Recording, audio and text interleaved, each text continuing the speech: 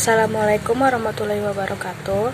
Perkenalkan, nama saya Rahmadesa Taskia Nawawi dengan NIM 2013201049, Prodi Kesehatan Masyarakat, Stikes Alifa Padang.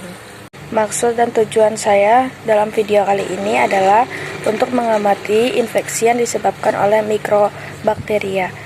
Selain itu, untuk memenuhi tugas akhir saya pada praktikum biomedik kedua dengan dosen pengampu Dr. Husni.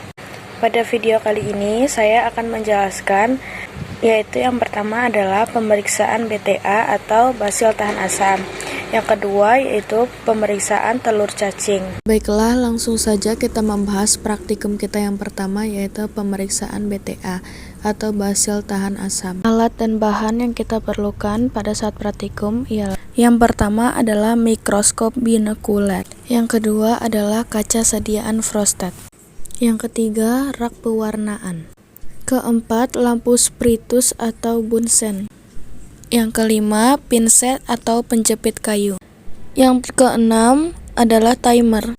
Selanjutnya reagensia yang kita butuhkan pada saat praktikum, yaitu larutan karbofloksin 1%, lalu larutan asam alkohol sebesar 3%, lalu larutan metilen blue 0,1%, lalu natrium hipoklorit 1-5%, lalu minyak imersi.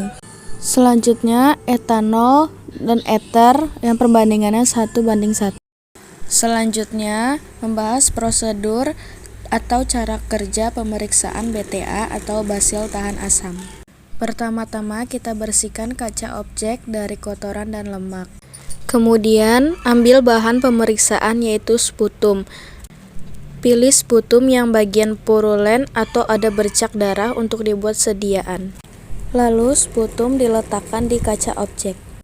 Kemudian ditipiskan pada kaca objek. Ditunggu hingga kaca objek kering.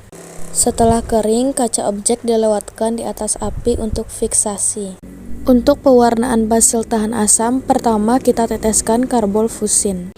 Kemudian kita lewatkan di atas api sampai zat warna tersebut atau sediaan tersebut mengeluarkan asap. Tidak boleh sampai mendidih. Setelah itu tunggu hingga 5 menit.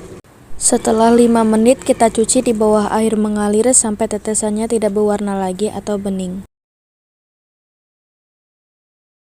Setelah kita cuci, kita berikan asam alkohol 3% sampai zat warna tadi luntur.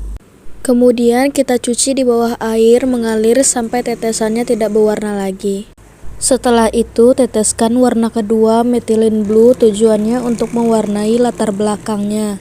Kemudian tunggu sampai 1 menit. Setelah 1 menit kita cuci di bawah air mengalir sampai tetesannya yang keluar dari ujung kaca objeknya tidak berwarna lagi. Kemudian kaca objek diletakkan dengan meletakkannya dengan posisi berdiri hingga kering. Setelah kering, kaca objek siap dilihat di bawah mikroskop dengan perbesaran 10x100 menggunakan minyak imersia.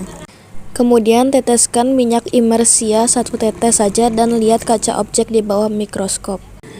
Berdasarkan pengamatan sputum atau dahak di bawah mikroskop, ditemukan adanya 8 BTA per 1 lapangan pandang atau LP, berarti hasilnya positif +2. Selanjutnya materi praktikum kita adalah pemeriksaan telur cacing pada feses. Alat dan bahan yang dibutuhkan saat praktikum ialah: yang pertama adalah kaca objek. Selanjutnya ialah kaca penutup. Selanjutnya lidi atau aplikator lainnya. Reagensia yang dibutuhkan saat praktikum ialah: yang pertama ialah feses, yaitu dengan identitas lengkap sebaiknya digunakan feses yang segar. Baiklah, langsung saja kita masuk cara kerja atau prosedur pemeriksaan telur cacing pada feses. Pertama, teteskan 1 tetes larutan eosin atau leogos ke atas kaca objek.